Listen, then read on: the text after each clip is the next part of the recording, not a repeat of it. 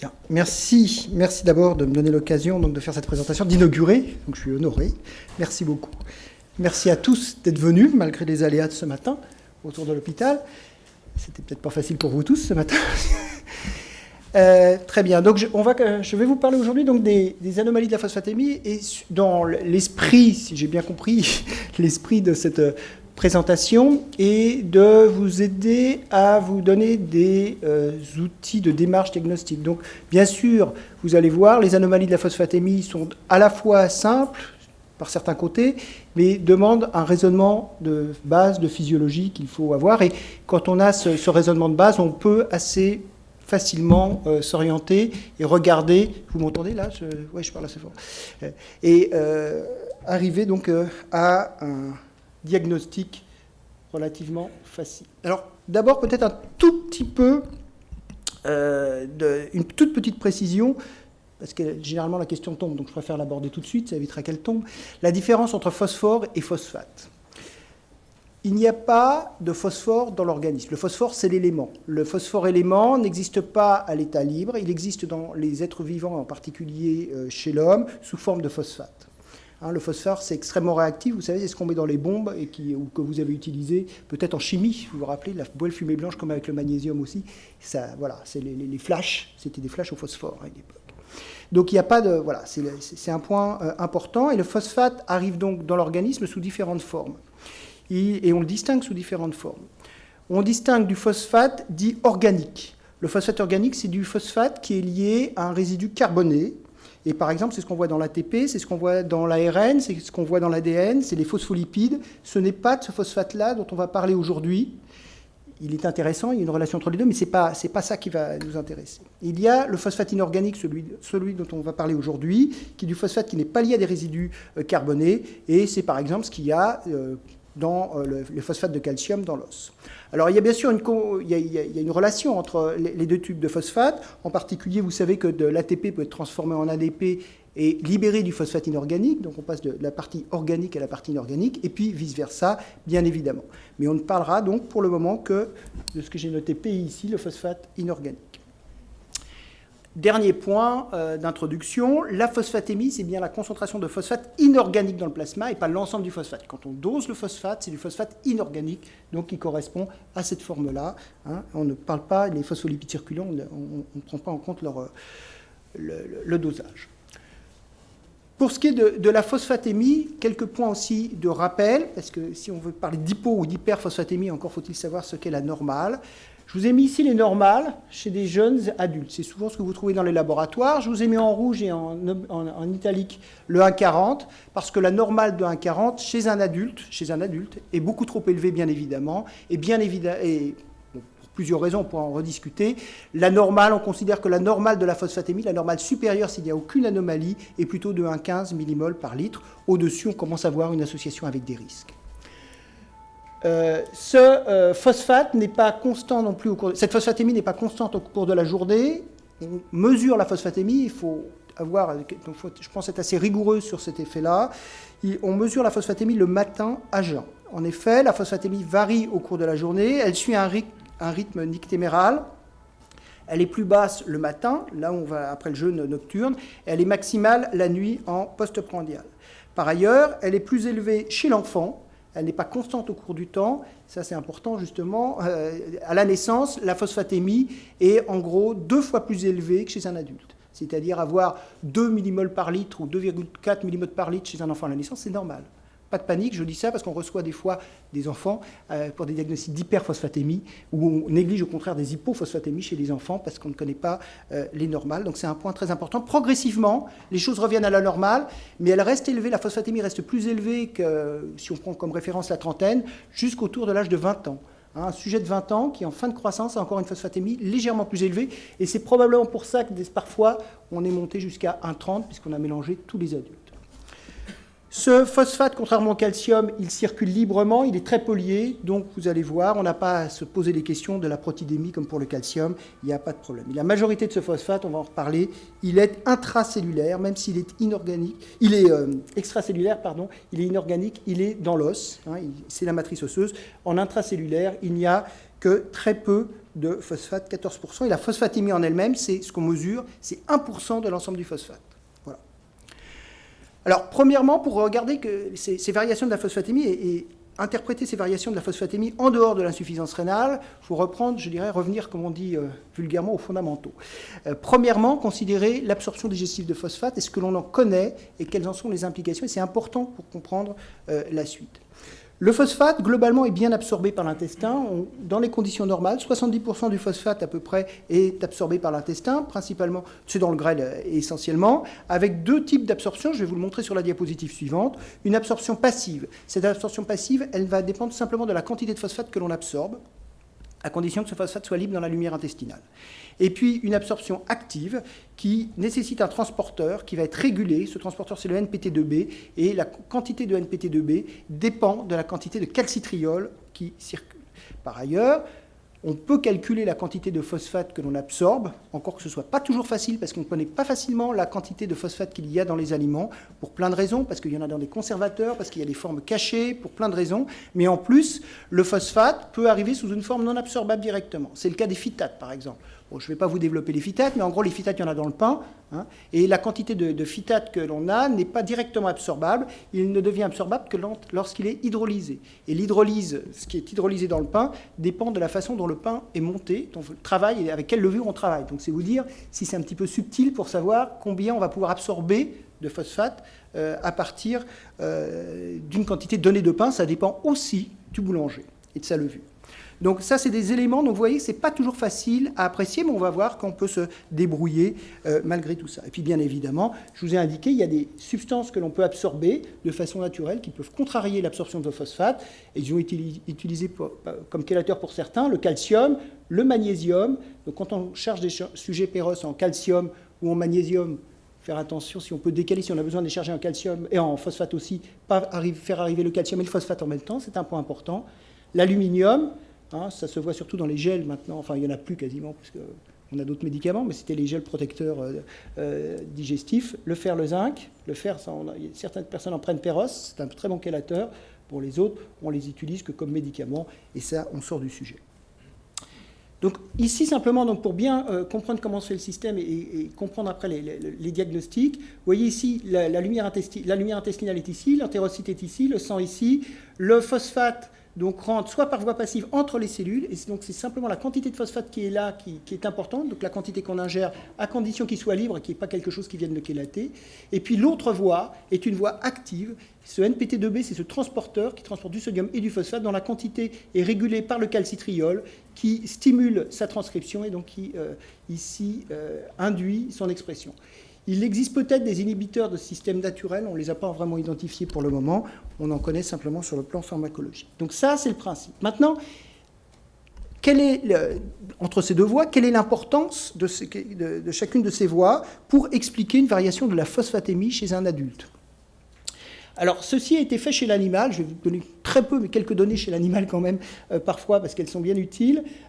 C'est des expériences qui ont été menées chez des souris qui ont été invalidées dans l'intestin pour le transporteur NPT2B. On a soumis ces souris à un régime pauvre en phosphate, donc on a maximisé un petit peu, on a normalisé l'ensemble des choses, et on les a ensuite gavées en phosphate.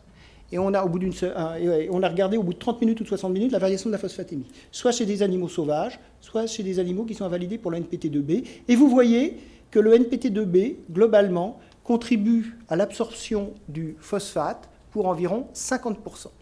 Donc on le garde en mémoire, mais on va voir que ce n'est pas pour autant que c'est le déterminant de la phosphatémie. Mais c'est un point important, donc le NPT2B, et donc cette régulation potentielle par le calcitriol, parce que ça veut dire qu'il y a une partie qui ne va dépendre que de cette partie-là, finalement, enfin cette différence-là d'absorption ne dépend que de la quantité de phosphate qui arrive dans l'organisme. Cette partie-là dépend de la quantité de calcitriol qui est synthétisée. Pour autant, est-ce que si on empêche l'absorption intestinale de phosphate, est-ce qu'on est capable de déclencher une hypophosphatémie ? Eh bien, la réponse est non. Et c'est important là encore pour comprendre la démarche diagnostique. Vous voyez ici ces animaux, ces souris qui ont été invalidées pour le NPT2B dans l'intestin, elles ont bien ici plus de phosphate dans les selles. Elles en absorbent moins par rapport aux sauvages. Mais vous voyez la phosphatémie, elle est strictement identique. Autrement dit, on peut empêcher l'absorption active de phosphate, on ne change pas la phosphatémie. Pourquoi? Eh bien parce que c'est le rein qui s'adapte. Et vous voyez ici, chez les animaux invalidés, il y a beaucoup moins de phosphate dans les urines que chez les animaux sauvages. Et le point, ce que nous montre cette diapositive, et les points sur lesquels je vais revenir, c'est que finalement l'organe qui détermine la phosphatémie, c'est le rein. Et tous les problèmes de diagnostic d'hypo ou d'hyperphosphatémie vont tourner autour de la façon dont le rein est capable de s'adapter. Il faut comprendre le mécanisme, en voir les anomalies, et c'est comme ça que l'on va progresser dans le système diagnostique. Alors pourquoi, d'abord, comment elles font ces souris pour s'adapter? Pourquoi il y a moins de phosphate dans les urines? Parce qu'elles expriment, donc les souris NPT2B-, expriment plus du transporteur rénal de phosphate, elles réabsorbent plus de phosphate de l'urine qui est filtrée, d'accord, par rapport à des sauvages. Et à quoi est due cette augmentation du NPT2B? Ce n'est pas dû à une freination de la PTH. Quand on se met en restriction de phosphate, ce n'est pas parce qu'on freine sa PTH, vous voyez ici, il n'y a pas de modification de la PTH, mais il y a une autre hormone qui est extrêmement importante et qui est incontournable dans le bilan du phosphate et dans l'interprétation des modifications de la phosphatémie, c'est le FGF23, je vais vous en reparler. Vous voyez que le FGF23, chez les souris, par rapport aux souris sauvages ici, le FGF23 chez ces souris est effondré, enfin abaissé, très bas. Et ceci s'accompagne, chez ces souris, cette baisse du FG23 s'accompagne d'une augmentation du calcitriol. Bien évidemment, l'augmentation de calcitriol n'a pas d'effet chez les souris NPT2B-, elles ne sont pas capables d'augmenter l'expression, mais chez un sujet standard, normal, dans lequel on va se trouver dans une situation de déplétion, en revanche en phosphate, normalement, il va y avoir deux réponses. Une baisse du FG23, une augmentation de la réabsorption rénale et une augmentation de l'absorption digestive. Donc vous voyez, on est très bien théoriquement protégé contre les variations de la phosphatémie. Et pourtant, il y a des anomalies de la phosphatémie. On va voir pourquoi. Alors, le rein, vous allez voir que donc, tout se passe en gros au niveau du rein, pas exclusivement, mais initialement, c'est quasiment toujours au niveau du rein que les anomalies se situent. Je vous ai montré ici, je vous ai fait une bref... un condensé de, ici, ce qui se passe au niveau du rein. Vous voyez, au niveau du rein, l'urine est ici, le sang est ici, le phosphate est filtré ici et n'est réabsorbé que dans le tubule proximal. On ne fait qu'éliminer du phosphate et on réabsorbe plus ou moins d'urine, c'est comme ça qu'on contrôle notre phosphatémie. Grâce à des transporteurs apicaux, NPT2A et NPT2C. Et l'expression et l'activité de ces transporteurs est régulée par des hormones. Et on va voir que toutes les anomalies de la phosphatémie, ou la majorité des anomalies de la phosphatémie, tournent autour de ces protéines. La PTH, qui va être capable donc d'inhiber l'expression de NPT2A, le couplage le PTH récepteur, le couplage PTH récepteur à la synthèse d'AMP cyclique grâce à une protéine NERF, et on va voir qu'elles sont impliquées dans les hypophosphatémies. Cette protéine qui est capable de fixer du NPT2A. Vous avez également donc, le système FGF23, Cloto, l'autre système hormonal dont je vais vous parler, qui régule également la synthèse de calcitriol, j'y reviendrai brièvement, et le NPT2C qui joue un rôle un peu particulier qu'on ne comprend pas tout à fait encore, mais qui est important dans la régulation de la phosphatémie. Alors, comment... Je vous montre ça. Comment sait-on que devant une anomalie de la phosphatémie, le rein réabsorbe plus ou moins bien du phosphate? Il y a plusieurs années, c'était dans les années 60, si je ne m'abuse, que Bijvoet a fait ses premières expériences. Il a perfusé du phosphate à une centaine de personnes, enfin sur différentes expériences. Il a comparé la quantité de phosphate qui passait dans l'urine par rapport à la quantité qu'il perfusait. Et par la suite, on en a déduit un homogramme qui relie l'excrétion fractionnelle de phosphate à la phosphatémie. Et en fonction de ça, on a établi en quelque sorte des normes. Alors, c'est compliqué, ça, effectivement, à utiliser. Un petit peu par la suite, donc dans les années 70, Kenny et Glenn l'ont mis en équation. On peut utiliser cette équation que vous pourrez rentrer sur une feuille Excel très facilement, vous voyez, qui vous relie l'expression fractionnelle de phosphate à la phosphatémie et qui vous dit si vous êtes dans les normes. Il y a un certain nombre de questions théoriques derrière, je n'ai pas le temps de les aborder, on peut en discuter tout à l'heure, mais peu importe, ce système est assez pratique, même s'il y a des choses un petit peu fausses sur le fond, néanmoins il est pratique. Il est pratique, mais comme je vous l'ai dit, on va s'en moquer quand même presque un petit peu, puisque je vous ai dit que la majorité des fuites ou des rétentions de phosphate sont liées à un problème rénal. Donc voilà, ça va nous servir surtout, on verra, pour suivre éventuellement l'évolution des patients, plus que pour faire le diagnostic dans la majorité des cas. Ici, on va commencer par éliminer, je dirais, une cause de modification de phosphatémie, les hypophosphatémies en particulier, avec un TM du phosphate normal, c'est-à-dire sans anomalie rénale.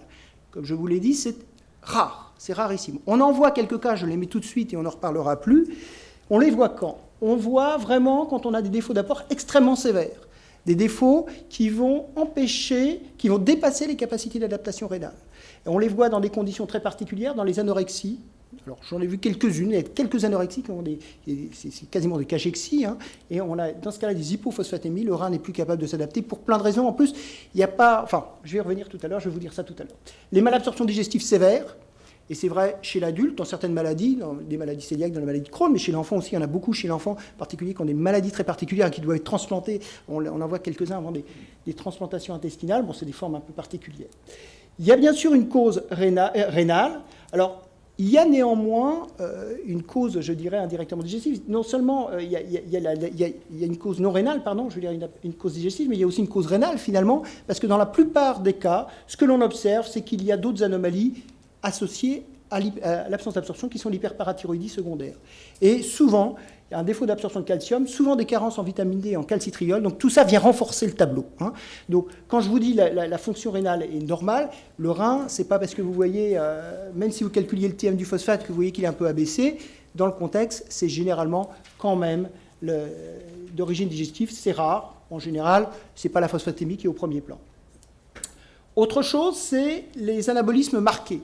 L'anabolisme marqué, c'est quoi? C'est par exemple la reprise de l'alimentation après un jeûne prolongé. Alors, vous allez me dire, ce n'est pas extrêmement fréquent, c'est vrai, on sait, on a malheureusement historiquement des preuves de ces anomalies, en particulier les gens, vous savez, qui revenaient des camps de concentration, qui ont été réalimentés trop vite à la sortie des camps de concentration. Beaucoup sont morts à la sortie des camps de concentration. Et beaucoup, en fait, on le sait a posteriori, faisaient des hypophosphatémies majeures, et ça donne des lyses musculaires, et ça tue. Donc quand on réalimente quelqu'un, et en particulier quand on réalimente un anorexique, en particulier, il faut faire très attention, lui donner du phosphate, et le réalimenter doucement. Il y a d'autres causes, comme quand on a des grandes aplasies, quand on essaye de faire, ça c'est un peu, je dirais pas des histoires de chasse, mais c'est moins grave, mais on les voit plus parce que c'est connu, donc tous les gens reçoivent du phosphate. Moi j'en avais vu un tout petit peu en cancérologie, ça remonte maintenant, c'est quand on fait des aplasies complètes pour faire des greffes de moelle, quand on avait des protocoles extrêmement drastiques, et des fois en sortie, il fallait faire attention parce que les patients baissaient leur phosphate. Et puis quelque chose alors en revanche que vous allez pouvoir rencontrer, c'est pour finir avec les hypophosphatémies non rénales, c'est d'une part l'acidinothérapie post-acidose. Hein, lors de l'acidocétose, lorsqu'on injecte de l'insuline, on a très rapidement, on voit rapidement la phosphatémie baisser. Il faut se méfier, elle peut baisser de façon très importante, et là encore, ça donne des accidents. Donc il faut faire attention, normalement, systématiquement, maintenant dans tous les protocoles, quand on introduit l'insuline, à quelques heures, on introduit systématiquement du phosphate. Hein, c'est obligatoire. Alors pourquoi l'insuline fait rentrer du phosphate? Elle ne le fait pas rentrer directement. Ce que fait l'insuline, c'est qu'elle fait rentrer le glucose dans les cellules. Et le glucose dans les cellules, ça n'existe pas à l'état libre. Le glucose est tout de suite transformé en glucose 6-phosphate. Et le glucose 6-phosphate, bien sûr, consomme un phosphate, ATP donne ADP, le phosphate est pris par le glucose, bien sûr, mais il faut régénérer l'ATP. Donc du phosphate rentre pour régénérer l'ATP. Donc c'est un système qui est hypophosphatémiant. Oui, même chose si on perfuse du glucose, bien sûr. Et puis méfiez-vous de la prise de fructose. Surtout que ce sucre, des fois, le vent en poupe dans certains types d'alimentation. Le fructose, contrairement au glucose, il ne fait pas sécréter d'insuline et il rentre tout seul dans la cellule. Il n'est pas contrôlé. Plus vous mangez de fructose, plus il rentre dans la cellule. Perfuser du fructose, on le fait chez l'animal, ça tue l'animal. Pourquoi? Parce que ça fait passer du fructose dans la cellule, le fructose est transformé en fructose 6-phosphate, l'animal fait une hypophosphatémie, en général il s'arrête de respirer parce qu'il a son diaphragme qui ne fonctionne plus, ou il fait un arrêt cardiaque, ou il a une grande lyse musculaire. Donc méfiez-vous aussi des gens, demandez-leur quand ils ont des hypophosphatémies, s'ils ne prennent pas quand même du fructose. Si vous les prenez à jeun, vous avez moins de chances, bien évidemment, de voir cet effet. Voilà, ça, c'était le cas exceptionnel des hypophosphatémies avec un TM du phosphate, une réabsorption du phosphate normale, quasi normale. Des hyperphosphatémies, en revanche, avec un rein normal, enfin une réabsorption rénale normale, par surcharge alimentaire, ça n'existe pas, quasiment. Enfin, je veux dire, on n'arrive pas dans les conditions normales à le faire, on n'arrive pas à surpasser le système d'élimination.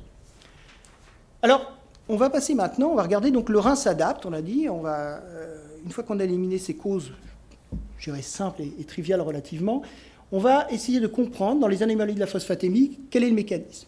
Les éléments à prendre en considération vont être, je vous l'ai dit, la PTH, en se rappelant que le rôle de la PTH n'est pas de contrôler la phosphatémie, son rôle c'est de contrôler la calcémie. Elle a un effet sur la phosphatémie, mais ce qui régule la concentration de PTH, c'est la calcémie. C'est important pour comprendre, hein, ce n'est pas parce que la phosphatémie est basse que la PTH doit être basse. Il n'y a pas de système direct de régulation. Autre chose, on va considérer le PTH récepteur. On verra qu'il y a quelques anomalies du PTH récepteur. Des anomalies d'une protéine de la protéine NERF également. Vous allez voir ce que c'est et comment ça marche. Du système hormonal FGF23 et de son corécepteur Cloto, et puis des transporteurs rénaux de phosphate. Et on va voir qu'avec tout ça, on va pouvoir couvrir quasiment tout ce que l'on connaît actuellement sur les modifications de la phosphatémie chez l'humain. Voilà. Alors, un tout petit rappel pour ceux qui ne seraient pas familiers avec le FG23 et pour aborder un point de dosage que l'on va voir tout à l'heure. Le FG23, c'est une protéine qui circule, qui a un poids moléculaire de 32 kD. Sa concentration, bon, je vous l'ai mis là, en fait, elle varie en fonction des kits, les choses vont évoluer. Elle peut être autour de 50, 100 picogrammes par millilitre, peu importe. Le point important, c'est qu'elle circule normalement de façon intacte, qu'elle est glycosylée. Si elle n'est pas glycosylée, elle devient instable. Elle est clivée en 2 fragments qui, eux, ne sont pas actifs. Et qu'il existe une kinase qui est capable de phosphoryler en partie une sérine ici et qui déstabilise cette protéine. Donc toutes ces anomalies-là vont être des anomalies qui vont, de toutes ces enzymes, de toutes ces protéines, qui vont être capables de perturber l'efficacité du FG23. On va le voir dans quelques cas très particuliers. Le FG23, sinon, normalement, c'est l'os qui le synthétise, et puis dans des conditions pathologiques, mais d'autres organes, mais on ne va pas en parler aujourd'hui. Un point pour que ce FG23 puisse agir, c'est qu'il faut que les cellules expriment du Cloto. Cloto, c'est son corécepteur. Il est exprimé que par certaines cellules, le rein, pardon, le muscle, et le cerveau. Le cerveau, on ne sait pas bien ce qu'il fait dans le cerveau, mais il y en a. Et en présence donc, de Cloto, qui est une protéine transmembranaire, d'un FGF récepteur, le FGF23 est capable de signaler et de modifier la réabsorption de phosphate, donc d'inhiber au niveau du rein la réabsorption de phosphate.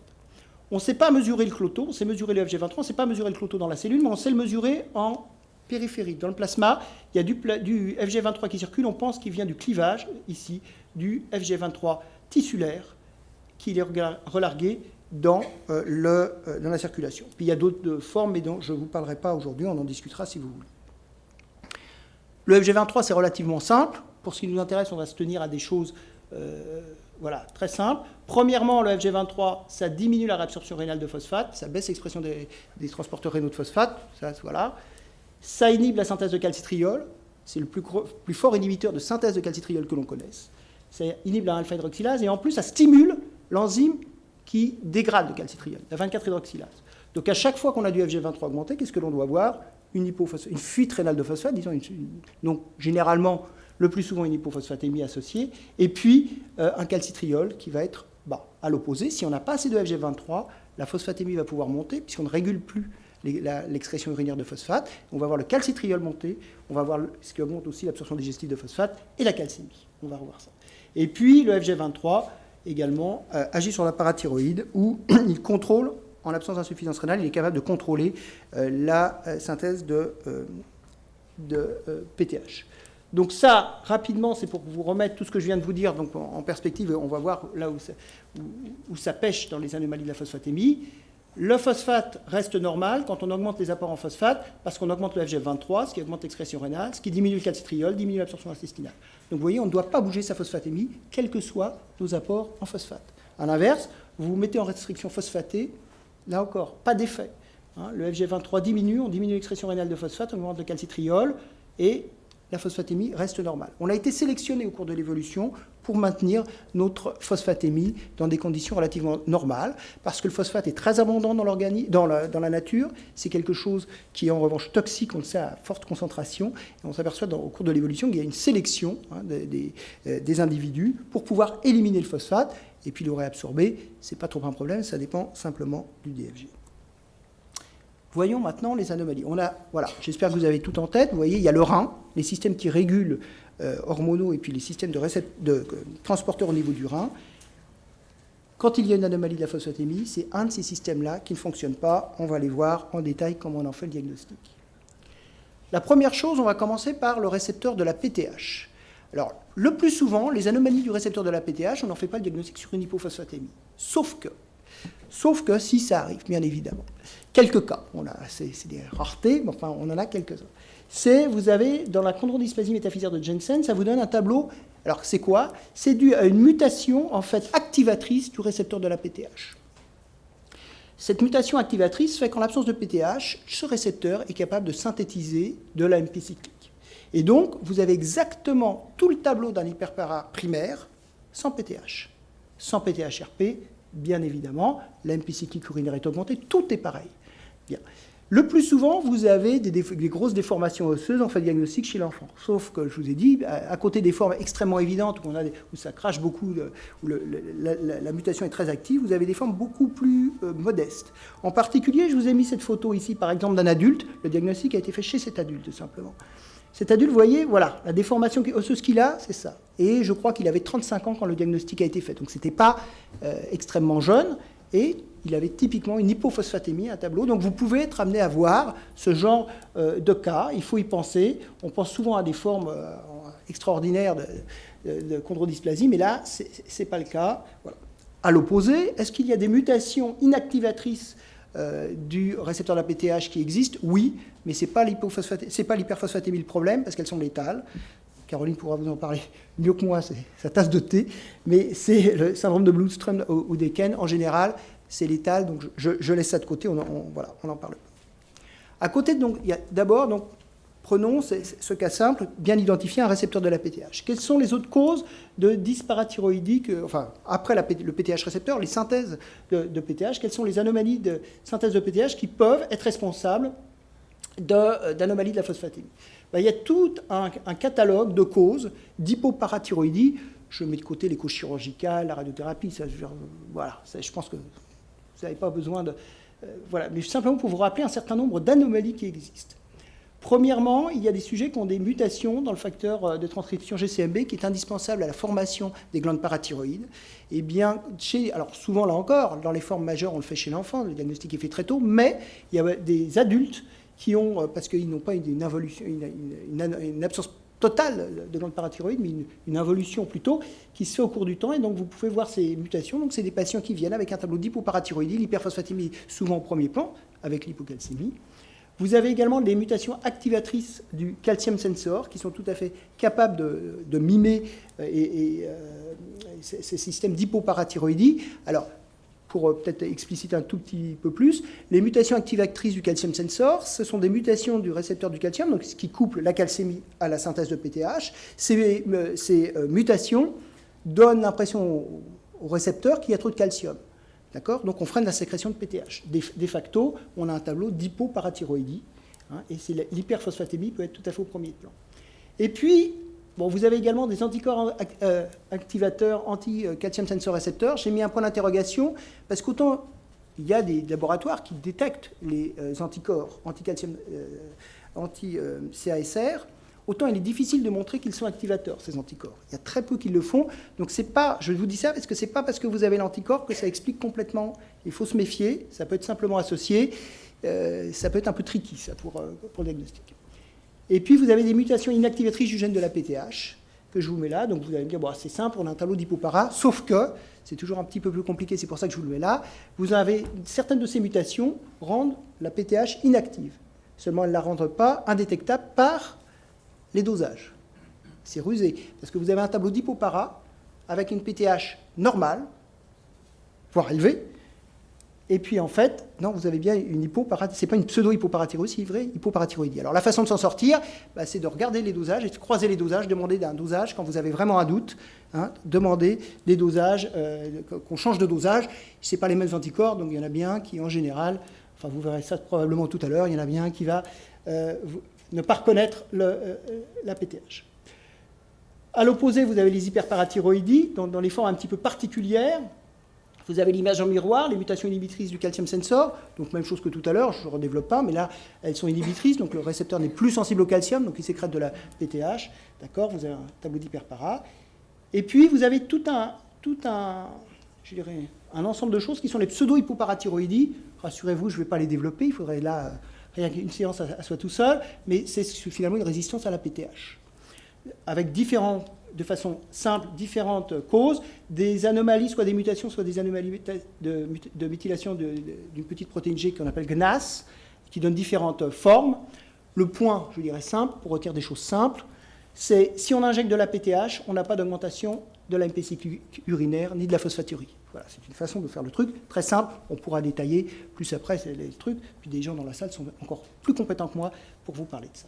Et puis vous avez une forme très particulière aussi, qui sont une résistance, mais quand on injecte de la PTH, là on fait bien monter la MP cyclique urinaire. Et bien, la résistance à la PTH, elle se situe en aval. Elle se situe au-delà, c'est-à-dire que c'est une protéine adaptatrice, si vous voulez, qui empêche l'AMP cyclique d'activer la PKA. Donc il y a un défaut d'aval. Donc voilà, ça ce sont des formes. Certaines sont rares, certaines ne sont pas. Les mutations du calcium sensor, elles ne sont pas rares du tout. Vous en verrez forcément. Et des fois, c'est sur la phosphatémie qu'on s'accroche plus que sur le reste du tableau. Ça, c'était la voie, donc PTH récepteur. L'autre voie dans laquelle on peut avoir des anomalies, c'est la voie Cloto. Donc toujours en restant hors de l'insuffisance rénale, bien sûr. Une des causes d'hyperphosphatémie, souvent l'hyperphosphatémie est souvent au premier plan, ce sont les calcinoses tumorales. Les calcinoses tumorales, ce sont des tableaux cliniques ou clinico-biologiques dans lesquels on a une inefficacité du FG23, avec différentes causes. Elles se traduisent cliniquement souvent par des calcifications des tissus mous, multiples. Le diagnostic n'est là encore pas toujours fait tôt dans la vie. Moi, j'en ai vu très tardivement, des gens qui avaient 30, 40, 60 ans. Il avait 60 ans quand on l'a vu pour la première fois. Ce sont des calcifications qui arrivent surtout au point de contact, au point de choc le plus souvent. Il se traduit donc par une hyperphosphatémie qui est souvent au premier plan et qui alerte les gens. La fonction rénale est généralement normale. Une hypercalcémie, une PTH basse, une hypercalcétriolémie, ce qui est normal puisque le FG23 ne fonctionne pas. D'accord ? Et quelles sont les causes de cette... Alors il y a plusieurs causes. Il peut y avoir soit un FG23 instable, qui est clivé, c'est dû à un défaut de glycosylation du FG23, dû à quoi? C'est des mutations du gène FG23 lui-même, des mutations de l'enzyme, et ça c'est la cause la plus fréquente, les mutations de l'enzyme qui glycosyle, qu'on appelle GALNT3. Voilà. Et puis vous avez, dans ce cas-là, pour faire le diagnostic, la possibilité de doser à la fois le FG23 intact et le FG23 C-terminal. Je n'ai peut-être pas assez insisté tout à l'heure quand je vous ai montré la diapositive, je m'en excuse, mais vous vous rappelez, donc il y avait cette forme, les dosages utilisent le plus souvent des systèmes sandwich, deux anticorps, si vous voulez. Si vous avez un anticorps qui est situé en N-terminal et un anticorps qui est situé en C-terminal, vous ne détecterez que la forme intacte. Si vous avez les deux anticorps sont situés sur la partie C-terminal, par exemple, vous détectez que la forme, enfin vous détectez les deux formes, la forme C-terminale courte et la forme C-terminale qui appartient à l'intact. D'accord ? Eh bien, en utilisant ces deux types finalement de dosage, on est capable de faire la différence, de faire le diagnostic de ces anomalies. On a un FGF23 circulant intact qui est effondré et on a un C-terminal au contraire qui est au plafond. D'accord ? Vous avez une autre cause, alors pourquoi on fait ça? Parce que vous avez une autre cause de calcinose tumorale, plus rare, mais qui a été décrite, ce sont les mutations inactivatrices de Cloto.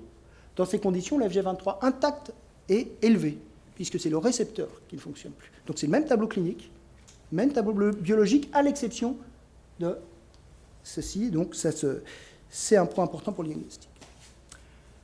C'était les hyperphosphatémies dues à une anomalie du système FGF23 Cloto. Maintenant, les hypophosphatémies qui sont en rapport avec des anomalies du système FGF23. Alors, dans ces conditions, le FGF23 circulant, si le FGF23 est la cause de l'hypophosphatémie, le FGF23 intact circulant est élevé. Généralement, on n'a pas de calcitriol élevé. Dans le raisonnement, quand vous avez un calcitriol élevé, peu de chances que vous ayez un FG23 élevé. Oui, je vais accélérer parce que j'en vois qui s'inquiètent, déjà en regardant l'heure. Donc, je vais accélérer. Donc, vous avez ici différentes causes que je vous ai marquées. Elles sont toutes relativement rares, mais vous avez la plus rare, peut-être, c'est le rachitisme hypophosphatémique autosomique dominant. Donc là, c'est une maladie autosomique dominante, vraiment. C'est une mutation sur le site de clivage qui rend le FG23 insensible au clivage. Ce qui pose des problèmes, parce que ça n'explique pas tout, finalement, toute la physiopathologie, puisque si on le rend insensible au clivage, on devrait avoir quand même un système de rétrocontrôle qui empêche l'hypophosphatémie et qui devrait baisser la synthèse. On ne l'a pas. Donc c'est probablement un tout petit peu plus compliqué que ça. Mais c'est simple à retenir comme ça. Le rachitisme hypophosphatémique lié à l'X, qui est le plus fréquent, la forme la plus fréquente des rachitismes hypophosphatémiques, c'est une mutation d'une protéine qu'on appelle FEX, qui est exprimée dans l'os. On ne connaît pas son rôle, j'insiste pas. Vous avez une autre mutation pareille, autosomique récessive pareille, qui est dans le gène DMPM1. J'insisterai pas sur le mécanisme, c'est pas clair, mais tout passe par le FG23. Tous induisent une hypersécrétion de FG23, tous. La fibrodysplasie osseuse de McCune-Albright, ça c'est amusant, enfin amusant si on peut dire, c'est une cause génétique non héréditaire, puisque c'est une mutation post-zygotique dans le gène GNAS, et 50% des patients qui ont ces anomalies, qui ont une fibrodysplasie osseuse, ont une hypophosphatémie, parce que l'os se remet à sécréter du FG23.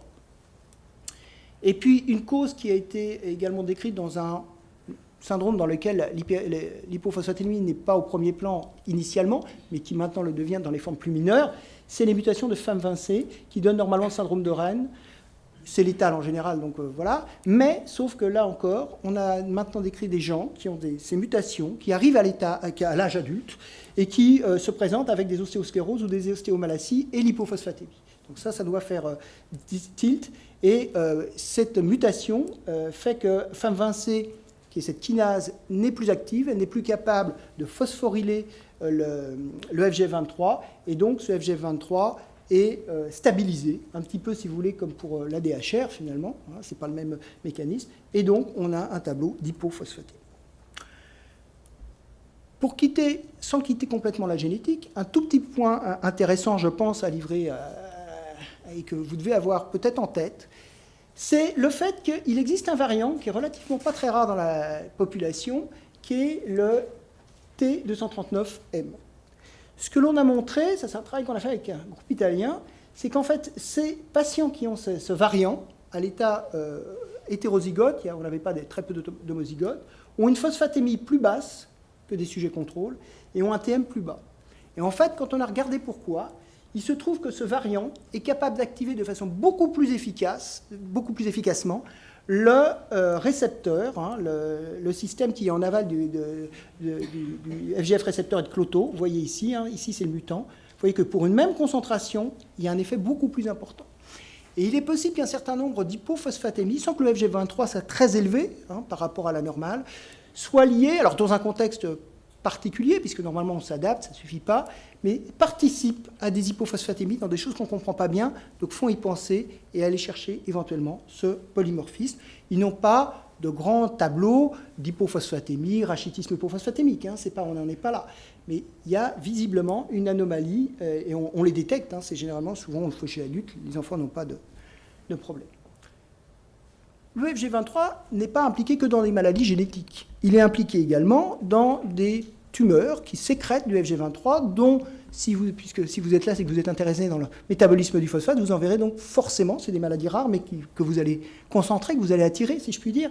Hein, c'est des tumeurs qui sécrètent du FG23, et ça se traduit comment ? L'hypophosphatémie est au premier plan, généralement. Et ce qui est frappant, c'est que ces hypophosphatémies ne s'accompagnent pas d'une élévation du calcitriol. Le reste du bilan phosphocalcique peut être normal ou pas, parce que comme il n'y a pas beaucoup de calcitriol, des fois vous avez un hyperparasecondaire qui vient aggraver l'hypophosphatémie. Mais en ayant corrigé, vous verrez qu'en ayant corrigé votre hyperparasecondaire, vous n'arriverez pas à corriger l'hypophosphatémie qui empoisonne la vie des gens. Hein. C'est vraiment extrêmement pénible. C'est des gens qui ne peuvent plus bouger, alors qu'ils vous arriveront des fois... On en est arrivé, c'est les psychiatres qui nous les envoient. Parce que c'est des gens qui se plaignent de douleur. Tout le monde les prend pour des fous parce qu'on ne trouve rien, objectivement, il n'y a rien. Pourquoi maintenant ? Ça fait 5 ans que maintenant vous avez des douleurs. Voilà, on l'envoie au psychiatre, puis un jour le psychiatre demande un ionogramme, et puis il fait une phosphatémie, on ne sait pas pourquoi, mais ça leur arrive. Et il y a une hypophosphatémie, on fait le diagnostic d'hypophosphatémie, on nous les envoie. Ils savent, hein, les psychiatres, c'est marrant parce que les psychiatres, des fois, savent mieux que... Il suffit de s'être fait piéger une fois. Donc voilà.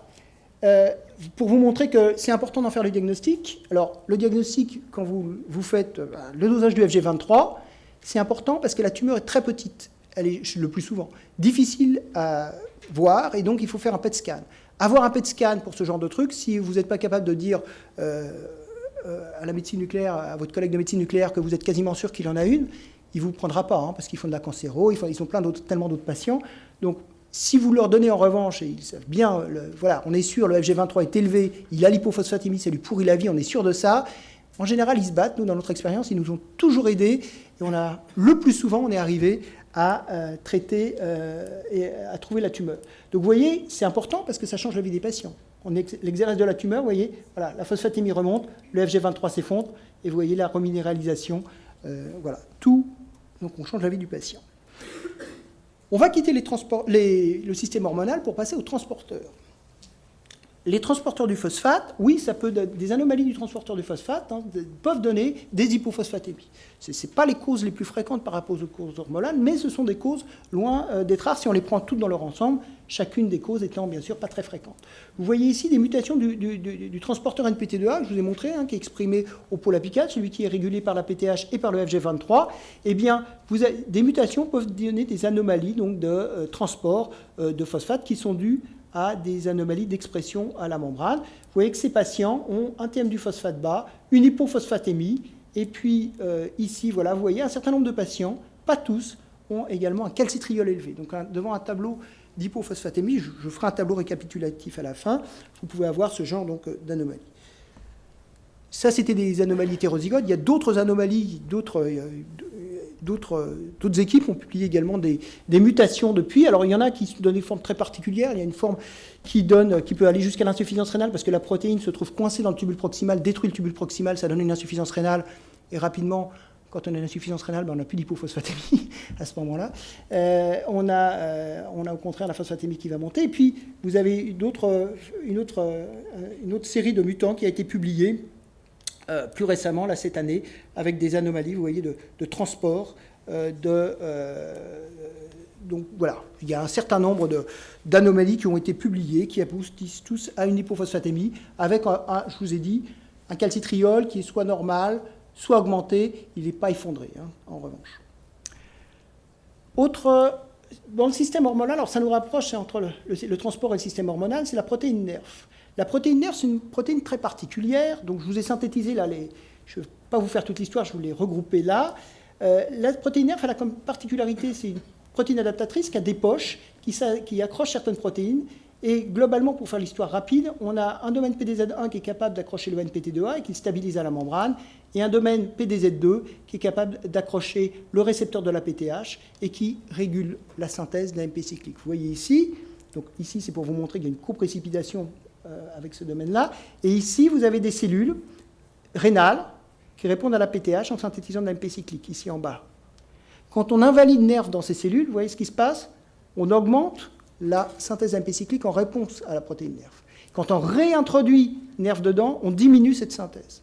Alors en quoi ça nous intéresse? Il y a des patients qui ont effectivement des hypophosphatémies par hypersensibilité du tubule proximal à la PTH, pas dans le reste de l'organisme. Alors ces patients, vous voyez, c'est représenté ici. Ils ont des mutations ici. L'adressage à la membrane de la protéine NERF et du NPT2A est normal.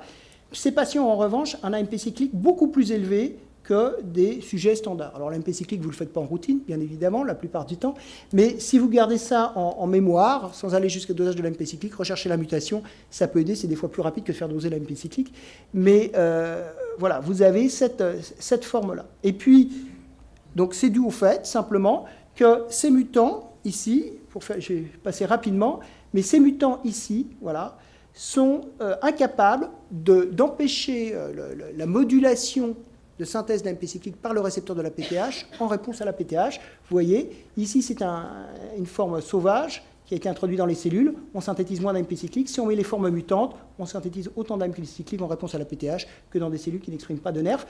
Et bien sûr, la conséquence, c'est l'image en miroir sur le transport de phosphate. Si on synthétise trop d'AMP cyclique, on inhibe complètement l'expression du NPT2A, on crée une fuite rénale de phosphate. C'est important de faire ce diagnostic parce que c'est une des rares fois où un diagnostic génétique change le traitement. C'est rare, il n'y en a pas beaucoup, il y en a quelques-uns, mais ça se compte sur les doigts d'une main. Pourquoi? Parce que lorsque ces patients comme ils sont hypersensibles à la PTH, on peut corriger leur hypophosphatémie, leur fuite rénale de phosphate, en contrôlant très bien leur PTH. Il faut leur faire baisser légèrement la PTH. Ils n'ont pas besoin d'être effondrés, la PTH, mais en s'assurant qu'il n'y ait jamais de carence en vitamine D, en les survitaminant, si je puis dire, un tout petit peu, et en leur donnant du calcium, eh bien ces patients voient leur hypophosphatémie disparaître. C'est important de savoir, néanmoins, de faire localiser la mutation, parce que l'autre mutation que je vous avais montrée, qui est dans le domaine PDZ1, n'agite pas de la même façon.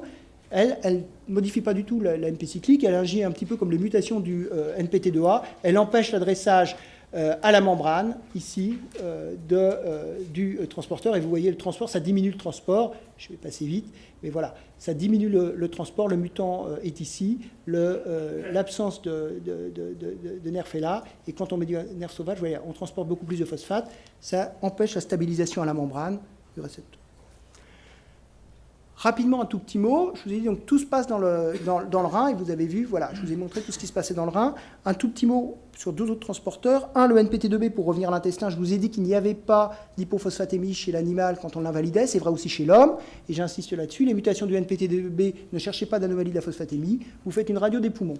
Ça donne des calcifications pulmonaires, parce que le NPT2B est exprimé dans le poumon. Dans le poumon, il y a du surfactant qui libère du phosphate. Le phosphate ne peut pas être réabsorbé. Il précipite dans le poumon. Mais ces patients n'ont absolument pas, ce qui confirme les données que je vous donnais chez l'animal, n'ont absolument pas d'anomalie de la phosphatémie, ni du système FGF23. Le dernier transporteur dont je vous ai brièvement parlé, c'est le NPT2C, qui est impliqué dans des hypophosphatémies. Son rôle est plus complexe. Quand on l'invalide chez l'animal, il ne donne pas d'hypophosphatémie, il donne des hypercalcitriolémies. Voici les données chez l'homme qui ont été revues ici par Dasgupta il y a 2 ans. Eh bien, vous voyez qu'une partie des... Bon, les hétérozygotes ont une toute petite partie seulement une fuite de phosphate avec une hypophosphatémie, fuite de phosphate. Et puis, et encore, là, c'est surestimé parce que vous avez vu, on est en Z-score. Hein. Il est à moins 2 Z-score et pas... Normalement, quand on fait les normes, c'est moins 2,5, hein, qu'on prend pour englober globalement, du moins les grosses anomalies. Mais vous voyez que seule une petite partie a une hypophosphatémie, mais néanmoins, il y en a qui en ont. En revanche, ce qui est frappant, c'est que ces patients ont généralement une hypercalcitriolémie. Donc, si vous avez des patients qui ont des hypophosphatémies ou des phosphatémies limites avec des calcitriolémies très élevées, soit vous regardez le système FGF23, si le système FGF23 n'est pas atteint, vous avez des chances d'avoir quand même une anomalie du NPT2C. Alors, ces variants sont assez fréquents. Je ne vais pas insister sur la façon dont ça fonctionne, parce qu'on voilà, on pourrait revenir dans la discussion. C'est assez compliqué pour le moment. Quand on va dire. Bon, voilà. Pour conclure, simplement, je vous ai mis un tableau. Je vous ai fait 2 tableaux pour vous aider à vous repérer sur des données simples, biologiques simplement, et simples. Voilà. Les hypophosphatémies, donc, qui sont, je vous ai dit, d'origine rénale, généralement. Vous avez, voilà, pour chacune, bon, je ne vais pas tout détailler, on les a vus, vous regarderez, je pense que ça restera, si j'ai bien compris, donc vous pouvez vous y reporter par la suite. Hein, vous voyez, pour chaque cause, vous avez la façon dont varie chacun des facteurs. Et en fonction donc, de l'état clinique et de ces données ici, en général, vous êtes orienté vers le diagnostic. C'est la même chose. Vous voulez qu'on détaille ou non, non. Et puis, on est d'accord. Alors ici, vous voyez, il y a plus de points d'interrogation parce qu'on a moins de données. Mais ce sont les hyperphosphatémies. Mais les hyperphosphatémies, elles sont, je dirais, relativement plus simples à en faire le diagnostic de cause. Hein, puisque globalement, on tourne autour de peu de choses. Et vraiment, en première chose, c'est les hypoparathyroïdies et les modifications du système FGF23 cloto.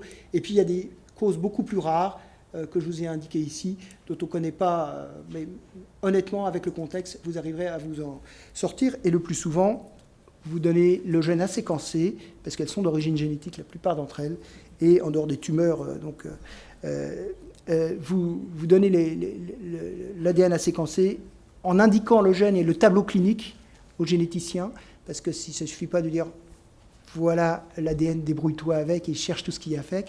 C'est très important, j'insiste là-dessus, parce que souvent, y compris pour les dosages de FG23, quand vous envoyez un examen biologique, indiquez si le patient a une hyper ou une hypophosphatémie, comment est sa calcitriolémie, éventuellement sa PTH, ça nous aide bien, parce qu'en fonction de ça, on ne cherche pas les mêmes gènes pour ce qui est de la génétique, et pour les dosages de FG23, on n'insiste pas sur la même chose, et ça vous aidera quand on vous rendra les diagnostics. Voilà, je vous remercie.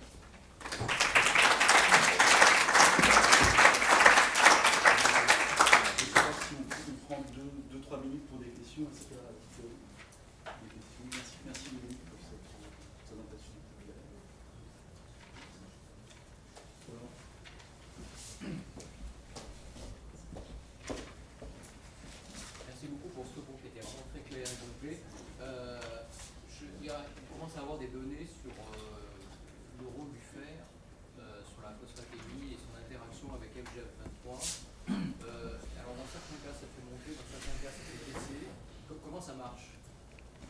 Alors effectivement, l'injection de fer, chez un sujet, je dirais standard. On va prendre un sujet standard, sans anomalie particulière. Lorsque l'on donne du fer, ça augmente la sécrétion de FG23, mais c'est du FG23 clivé. Chez des individus qui ont en revanche des mutations qui sont rares, hein, la DHR, parce que beaucoup de choses ont été faites chez l'animal. Hein. Bien évidemment, ça fait cracher du FG23 qui n'est pas clivable. Donc dans ce cas-là, ça donne des hypophosphatémies. Ça, c'est pour chez l'animal, il y a un peu plus de données où effectivement, en fonction de ce que l'on utilise, ensuite comme fer, parce qu'il y a des fers qui viennent avec des excipients de saccharose ou pas de saccharose. Enfin, mais je mets ça de côté parce que je dirais, c'est pas un épiphénomène, mais enfin, je veux dire, ça s'explique par d'autres mécanismes, voilà.